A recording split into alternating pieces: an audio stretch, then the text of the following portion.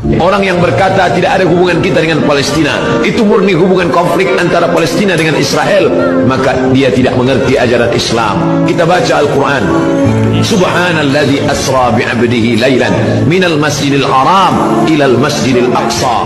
Kalau orang mengatakan itu Palestina tidak ada hubungan agama, maka Masjidil Aqsa terletak di Palestina.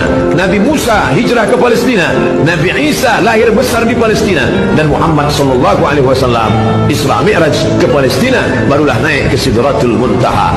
Maka hubungan kita bukan sebagai hubungan kemanusiaan, tapi hubungan yang lebih kuat.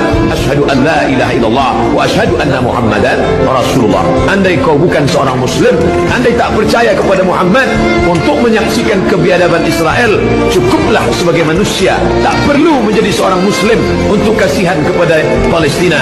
Cukup menjadi manusia yang berakal sehat, maka sudah cukup untuk membela Palestina.